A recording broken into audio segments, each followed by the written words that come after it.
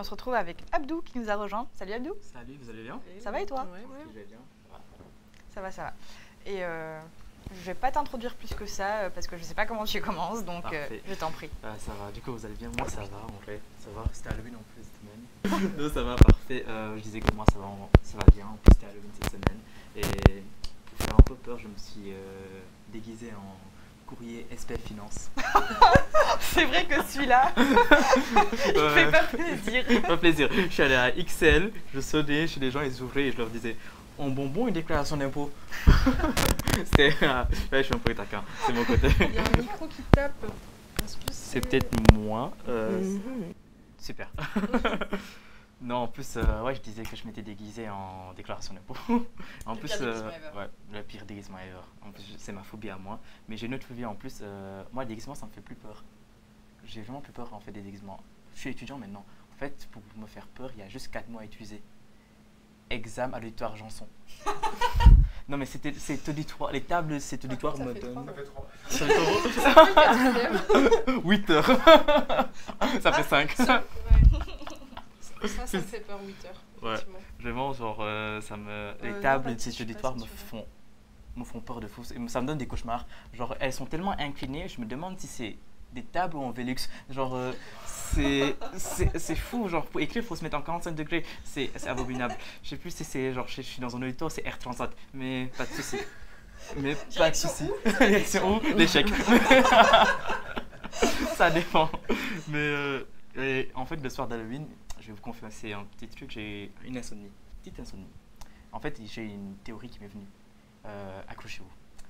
La mort, c'est un voyage, les gars. On va s'en sortir.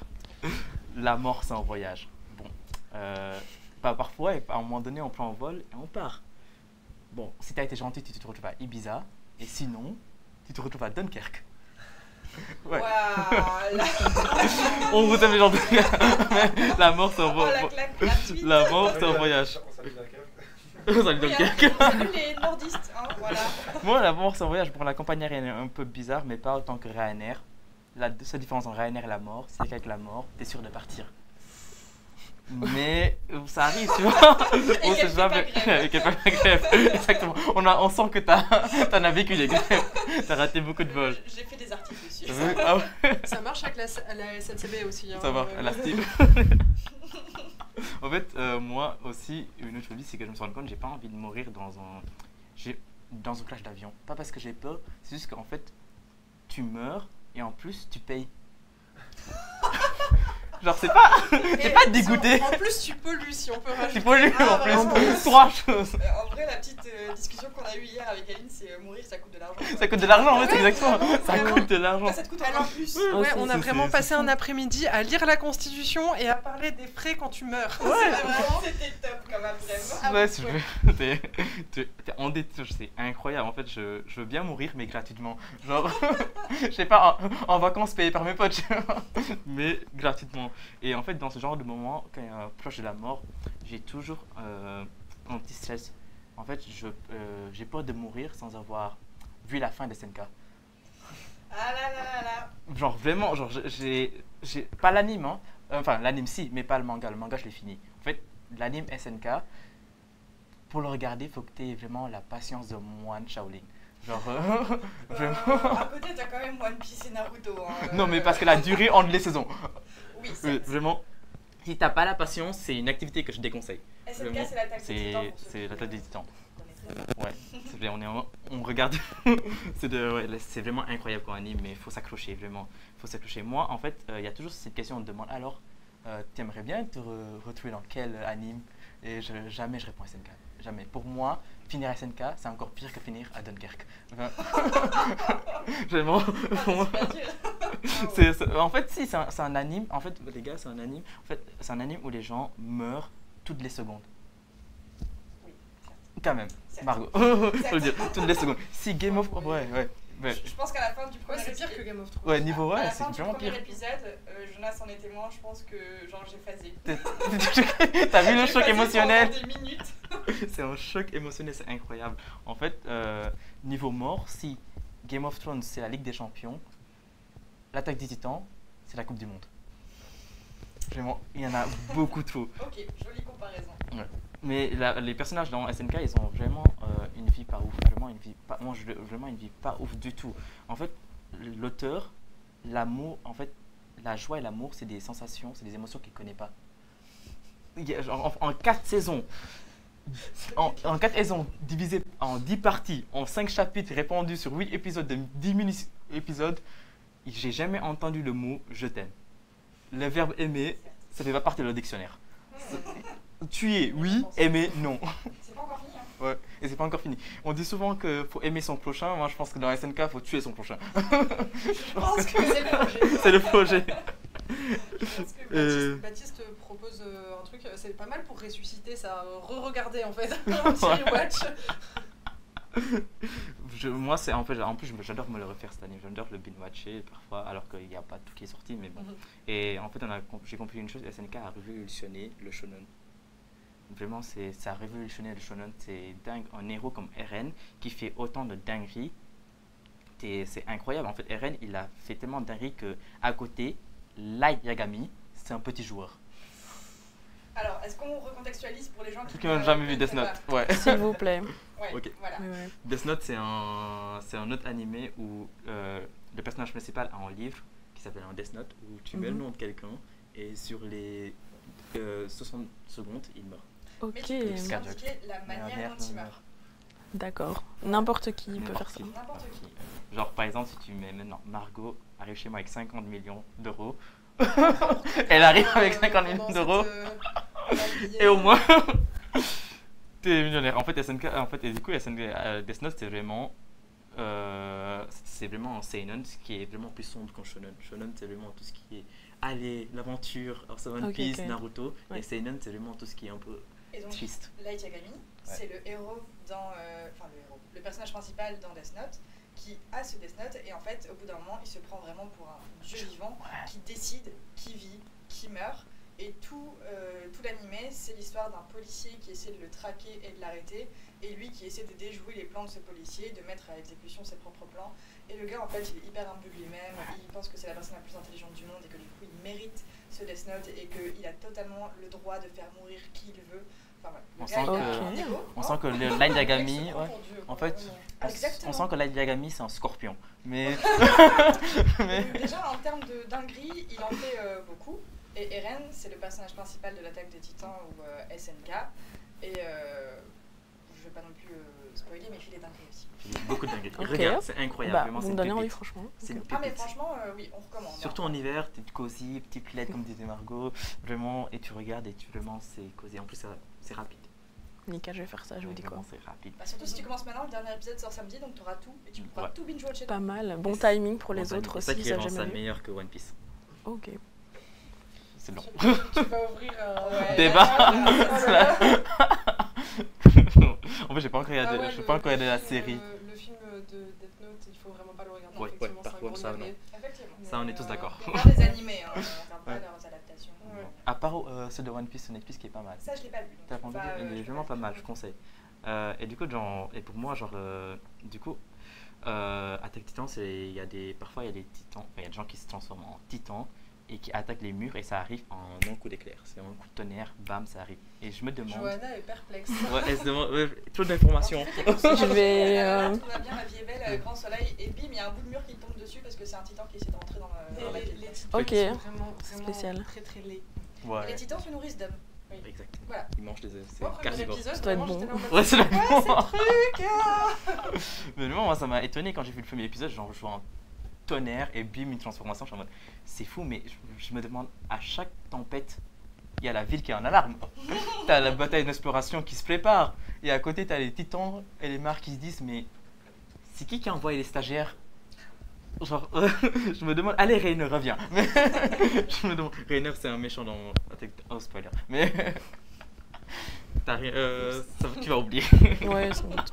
Et du coup, pour terminer, juste Attaque Titan, c'est un anime qui insulte aussi sur la géopolitique, sur le conflit, sur le cycle de la haine, et surtout aussi comment, peu importe ce que tu vas faire, le passé te rattrape et que ton ex-femme finira par bouffer ta nouvelle femme. On n'est pas ensemble, Gretchen Jäger. Oh, sorry, spoiler. Oh, je m'arrête là pour pas dire autre chose. Merci, c'est super. Oh, Waouh. Donc là, t'es en train de me dire que c'est moi qui dois enchaîner comme ça, là. Ouais. Ok. Allez, bon courage. Alors, je me prépare.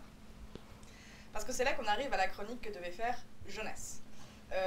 Sans Jonas, évidemment, parce que... Pardon, je retrouve mes notes.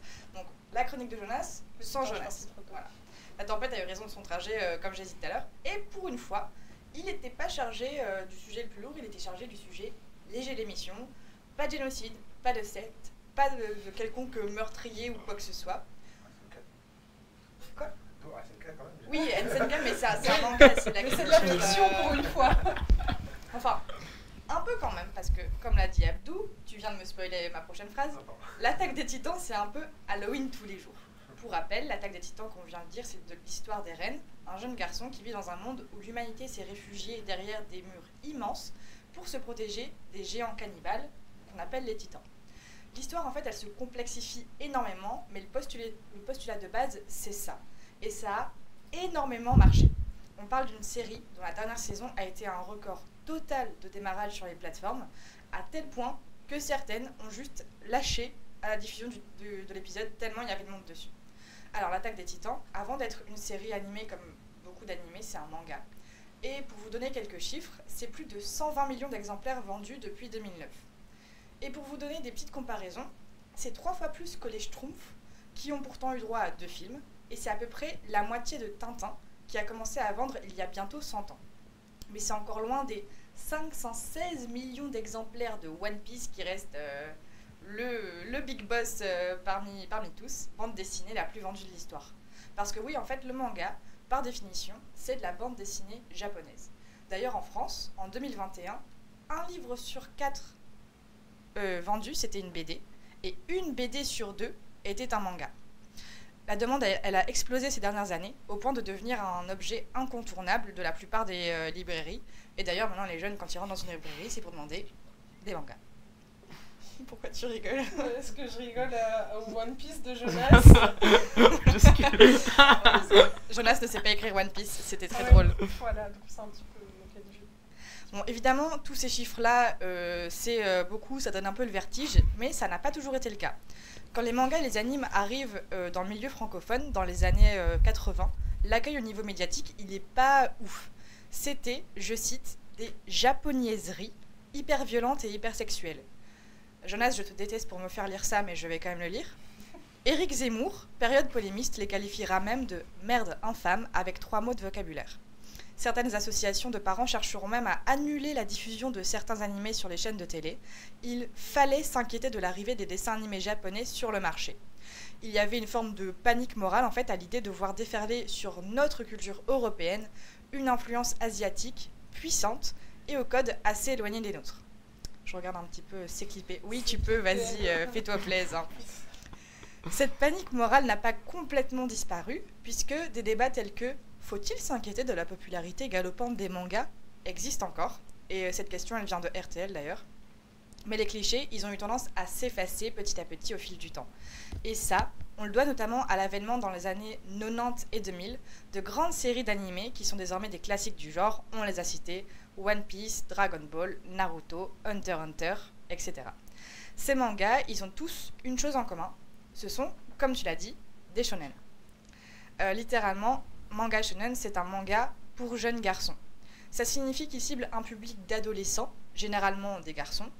On a tendance à croire que le shonen est un genre littéraire qui décrit les histoires où un jeune héros suit une forme de parcours initiatique, comme tu l'as dit, il part à l'aventure, qui le verra grandir et s'affirmer dans sa discipline. Par exemple, Naruto, bah voilà... Oh mon Dieu, je vous déteste. Cette journée aura raison de moi. Typiquement, Naruto, son but, bah voilà, c'est de devenir le meilleur ninja, le Hokage de son village, et on voit tout son parcours. One Piece, c'est de la piraterie, et puis enfin voilà, il y en existe de plein de styles différents. Mais c'est un peu un abus de langage. En fait, le neketsu désigne cet agenda narratif où le héros est souvent un jeune garçon, orphelin, innocent et naïf, qui va tout faire pour atteindre son but. Et ce procédé narratif, on le retrouve certes souvent dans le shonen, et c'est un peu la catégorie reine des mangas. À l'heure actuelle, il s'agit du type de manga le plus populaire et le plus identifiable auprès du grand public. J'ose même plus regarder le chat en fait. Mais l'erreur est là, un manga, ce n'est pas toujours un récit d'action violent. Parce qu'au final, un manga, c'est quoi? Alors, instant poésie. Osamu Tezuka, célèbre mangaka, c'est quelqu'un qui fait les mangas. Il est considéré comme le père des mangas et il a dit ceci. Le manga est sentiment, le manga est résistance, le manga est bizarre, le manga est pathos, le manga est destruction, le manga est arrogance, le manga est amour, le manga est kitsch, le manga est puissance, le manga est... Il n'y a pas encore à ce jour de conclusion à cette liste de définitions. Il existe autant de genres et de styles de manga qu'il existe en fait de sujets possibles. C'est vrai que c'est pour le moment moins le cas ici. En France, par exemple, 20 titres d'action pour adolescents, donc des shonen, représentent 50% du marché. Mais au Japon, il existe des mangas pour jeunes cadres, pour des grands-parents, pour des jeunes filles, enfin bref, pour tous les publics. Et il est tout à fait possible de trouver des mangas qui racontent aussi bien l'histoire d'un jeune chasseur de démons qu'un autre qui explique le macartisme à Hollywood dans les années 50. Alors, est-ce que la violence est inhérente au manga? Eh bien, pas nécessairement. On l'expliquera plutôt par le public que les shonen visent. La violence au sein d'un récit narratif est un exutoire sain pour les adolescents. Vous voyez par exemple Astérix, qui tabasse les Romains. La violence est présente, mais pas pour autant malsaine. Juste, je check le chat. Je retrouverai le nom de ce manga. Ah, mais le chasseur aussi, je connaissais pas du tout. Mais bon, est-ce que la violence des shonen Je vais y arriver. Est-ce que la violence des shonen peut à elle seule expliquer le succès international des mangas? Bah évidemment non, c'est bien plus complexe que ça. On va revenir brièvement dans les années 80 pour revenir sur une émission qui a changé beaucoup de choses dans le paysage médiatique francophone et qui parlera sûrement aux plus âgés ici, le Club Dorothée. En 1987, TF1 a déjà profité du succès de Goldorak. On sait déjà que les dessins animés japonais ont un potentiel de grande audience. En voulant renouveler son catalogue, le groupe AB Productions, qui détient le Club Dorothée, décide donc d'investir dans des dessins animés japonais, et plus particulièrement dans les très connus Chevalier du Zodiaque, Sailor Moon et surtout dans Dragon Ball. Le public français fait alors la connaissance de Son Goku, un jeune garçon orphelin, attention c'est un neketsu, naïf et innocent, encore une fois un neketsu, doté d'une queue de singe qui va chercher à réunir les 7 boules de cristal, mais c'est pas Tintin, en affrontant des ennemis de plus en plus puissants, encore une fois un neketsu. Le succès sera immédiat. Et Dragon Ball et ses nombreuses suites marqueront leur époque, et la preuve, on les connaît encore maintenant. Car Dragon Ball reprend un élément crucial du succès des mangas, le rapport entre le personnage et l'histoire. Dans un récit classique, les personnages sont au service de l'histoire.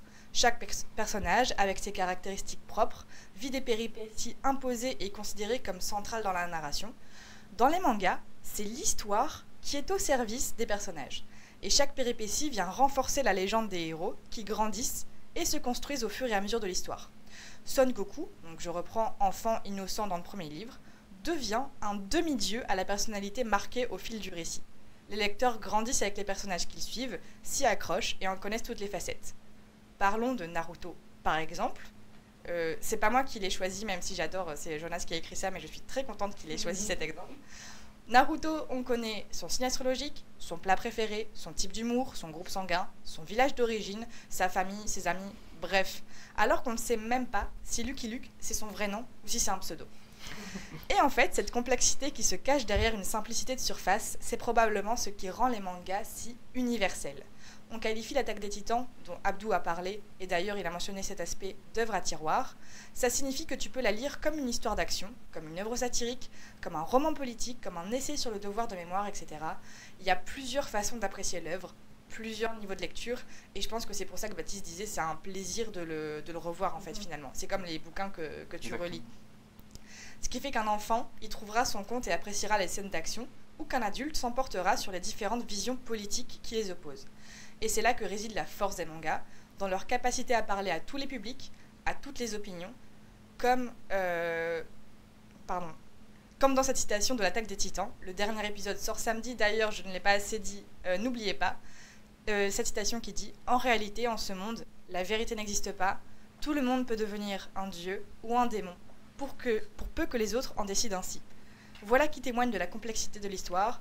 Bonne soirée tout le monde et prudence en rentrant chez vous, c'était les mots de Jonas. Un grand merci à lui pour cette chronique et de nous avoir vraiment mâché le travail pour pouvoir la faire. Mais je sais pas si vous avez quelque chose à dire sur les animés. Moi, j'ai plein de choses à dire si vous voulez. Le truc avec SNK, ce qui est bien, c'est qu'à chaque fois que tu le revois, il y a une nouvelle interprétation qui arrive. Ouais, c'est ce que Baptiste disait aussi. C'est voilà, en connaissant déjà un peu les personnages, tu as une autre lecture. Oui, tu as une autre lecture. Tu redécouvres à chaque fois une nouvelle signification. C'est incroyable. Et moi, je viens de le dire, je suis une très grande fan de Naruto. J'ai déjà tout regardé, pas Boruto, mais Naruto. Et donc, il y a plus de 900 épisodes. Je ne vous cache pas que ce fut assez long. Mais j'ai quand même tout regardé, j'étais super fan. Et maintenant, c'est vrai qu'il y a aussi ce moment nostalgique. C'est tellement un animé que j'aime. Il y a aussi ce côté un peu bonbon, nostalgie, etc. Mais je pense que je serais capable maintenant de le recommencer de zéro et de le tout remater et d'avoir un autre niveau de lecture. Et ça m'a marqué parce que je pensais pas que ça allait me plaire autant, parce que Naruto, pour moi, c'était ce que les garçons, quand j'étais petite, ils aimaient bien et je comprenais pas pourquoi. Et moi, Margot, je crois que je devais avoir 18 ans quand j'ai commencé Naruto. À 18 ans, j'ai commencé un animé que je pensais pour enfants, pour garçons, et j'ai vraiment kiffé. Mais parce que j'avais des niveaux de lecture de mon âge qui se rapportaient à des choses que j'avais vécues moi dans la vie. Et en fait, dans Naruto, il parle de choses hyper dures. Il parle déjà d'un mec qui est tout seul, que personne n'aime, et qui il fait absolument tout pour arriver à son but, malgré le fait que tout le monde lui mette des bâtons dans les roues. Et il rencontre aussi plein de personnages. Les méchants, en fait, il essaie un peu de les mettre de son côté en leur expliquant la beauté de la vie, entre évidemment 10 000 guillemets, c'est très résumé. Mais tu te dis, oui, moi ça me fait penser à, je sais pas, telle période de ma vie, telle période de ma vie. Et tu te prends des claques de vie en regardant Naruto, c'est un truc de malade. Et je pense que je retrouve moins ces claques de vie dans SNK ou l'Attaque des Titans, mais tu as d'autres niveaux de lecture, typiquement les niveaux de lecture politiques, qui sont incroyables et que je n'attendais pas non plus en regardant ça. Donc regardez des mangas, des animés, c'est très bien. C'est un sujet de fou. Mais moi, ce qui m'impressionne aussi, c'est leur capacité à tenir vraiment sur la longueur. Quand on voit que Netflix, ils font plein de séries, la première saison, t'es là, oh, pas mal, et puis après, en fait, ils enchaînent 6 saisons où t'es là, vraiment, c'était pas nécessaire, et en fait, il se passe rien d'intéressant, et que, voilà, dans plein d'animés, de mangas et tout, ça tient depuis des années et des années et des années, et il y a toujours, la trame continue à fonctionner, mais c'est aussi peut-être parce que, justement, comme Jonas a écrit dans sa chronique, que l'histoire est au service des personnages, plutôt que l'inverse. C'est peut-être ça aussi qui fait que... Après, il faut pas oublier que les mangas qui tiennent longueur, la moitié, c'est des gens qui font... Voilà, et ça dure des plombes et... Ouais, mais Naruto, c'est One Piece. Ça, c'est One Piece. Oui, mais même Naruto, t'as plein de plans... Déjà, t'as des trucs qui résument. Ouais. Ensuite, t'as plein de retour dans le temps. Oui, comment on dit j'ai oublié, attends. Qu'est-ce qu'il a dit encore? Égale plus belle la vie, point d'interrogation. Non, j'ai pas dit ça. Et t'as aussi les combats, ils prennent aussi des plombes. Enfin, sur un combat, t'as peut-être des fois 5 épisodes. Ouais, c'est vrai aussi. C'est pour ça. Et pour moi, la meilleure comparaison qu'on peut faire avec Naruto et Attaque des Titans, et c'est prendre le personnage d'Itachi et prendre le personnage d'Eren à ce niveau. Alors déjà là, faut connaître. Ouais, en fait, c'est ce dilemme de choisir entre ce qui est moralement choisir en fait le bien de tous, ou ses choix, ou prendre en compte juste son choix personnel à soi. Et en fait, t'as ces dilemmes là de la vie où tu te dis mais moi je vais juste voir des gens se taper dessus et puis j'apprends des choses sur moi, et en fait c'est une thérapie parfois. Oui, c'est vrai. C'est une thérapie. C'est parce que tu passes déjà un moment chill devant ton ordi à regarder l'animé, et en plus à réfléchir. Des fois tu pleures. Réfléchir à la vie. Oh oui, des parfois beaucoup trop. Moi j'en ai pleuré. Naruto ça m'a fait pleurer, Attaque des Titans ça m'a fait pleurer. Il y a des moments où ils sont hyper tristes et hyper touchants, et après il y a des moments où tu apprends des choses, et pour moi les mangas c'est vraiment genre une instruction dans la vie. Clairement. Et je pense que c'est sur ces mots qu'on va terminer cette chronique. Un grand merci Abdou pour ta chronique. Franchement, c'est encore un énorme plaisir de t'avoir avec nous sur le plateau, et trop contente de ce que tu fais. Merci à Jonas de nous avoir préparé cette chronique, même s'il n'est pas là, j'espère ne pas l'avoir trop dénaturé. On vous laisse assez peu de temps, et on se retrouve pour la troisième chronique, celle de Johanna.